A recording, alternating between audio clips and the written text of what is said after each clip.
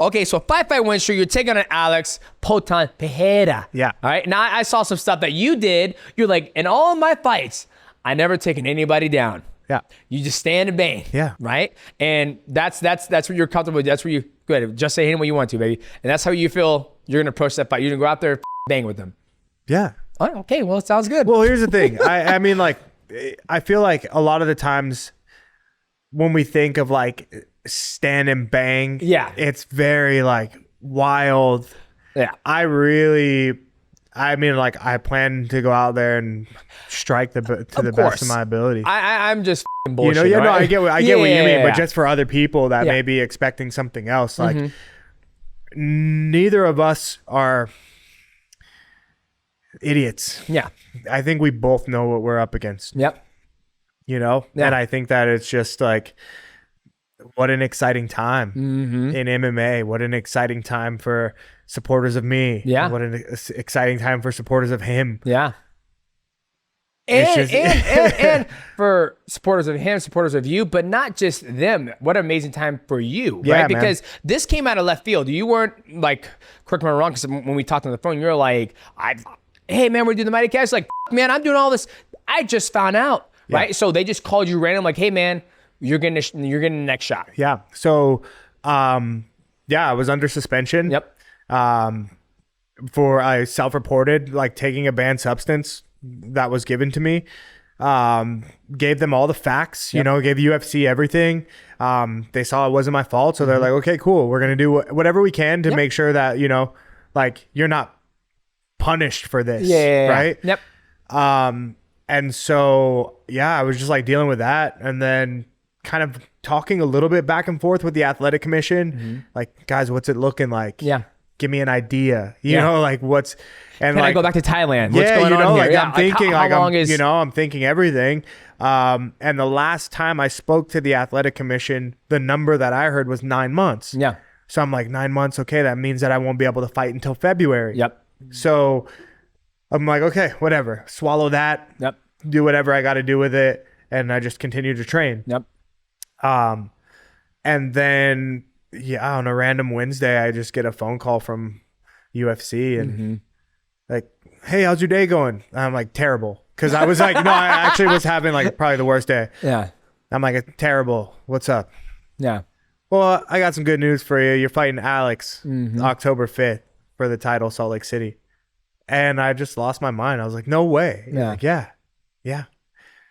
Like, yeah, way. I was like, well, okay. Well, all right. What do I do? Yeah. Start training. Yeah. I'm like, well, I'm already training. Okay, cool. Well, then be ready. Yeah. You know, it was just Good luck. Yeah.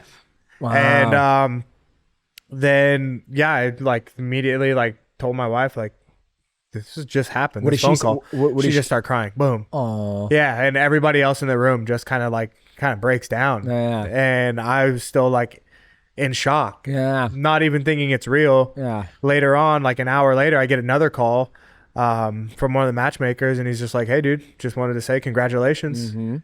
I know how hard you've been working. And I'm like, okay, this is happening. Yeah, You know, like, yeah. this is happening. And now I'm just living in that moment in my life and in my story where like things that I saw possible, things that I've been working for, every fight that I've had, like it all builds up to this, you know? And this is such a cool time for me because not long ago, not long ago at I all. was not this person. And not long ago, like none of this was really like possible, I guess, you know? Or on your radar. Yeah. Right? Was You're, it? you're in Thailand. You're like, hey, can I fight? This is my last fight in MMA that I'm gonna do Thai. Right? I'm gonna do Muay Thai, and then eventually you get that call. You didn't get the call, but you get a new contract. I was like, okay, it's more money. So maybe if I can win a couple fights, I come back out here to Thailand and just live my life. And then you have Lorenzo, who was like, what do you want from this? You're like, you know what? I want to be a world champion. You come back, you go on this amazing 5-fight win streak, and before we started the podcast, I said it is crazy in today's market of mixed martial arts. People like you, like Merab, and the reason I thought Merab is because he was on a 10-fight win streak to get his title shot against Sean O'Malley. Yeah. You were on a 5-fight win streak to get your title shot. So many people get title shots off less, right? Yeah. They have a bigger name. There's a story there. But I think a lot of people forget about merit, right? Like you have to put the fucking work in order to get your title shot. Yeah. Where, I hate to say it, Stephen Miocic, he's getting a title shot against John Jones and he hasn't fought in 4 years. There's way more people in the division who've been put way more rubber to the pavement. Yeah. And I think for you to get this opportunity in your mixed martial arts career is amazing because you're on a 5-fight win streak, 4 finishes, right? Like, well deserved. Thanks. Yeah, I feel the same way. I think that definitely helps, having 5-fight win streak, 4 finishes. But also when you go and look at the rest of my fights that weren't included in the streak, just my wins, they're all very exciting. Yeah. Right. And so when we talk about like styles, as well, styles like stylistically, man, this is a great fight. Yeah, absolutely. And I think that I understand that there are people that are upset, and it's okay. I mean, it's okay. I think for the people who are fans of fighting and fans of us, it's gonna be good. You know what I mean? And so I'm honestly like extremely grateful. Like that's the biggest thing that I feel in all this. Like I'm grateful. I'm happy. Yeah. Like that's the most important part. I'm not worried. I'm not stressed. It's like what a beautiful time opportunity. Right now. Opportunity. Yep. Amazing time to be alive. I've worked so hard. I put in so much work to get to this point. Like I'm going to enjoy it. My biggest focus is 100% this fight and getting this belt. Yep. After that,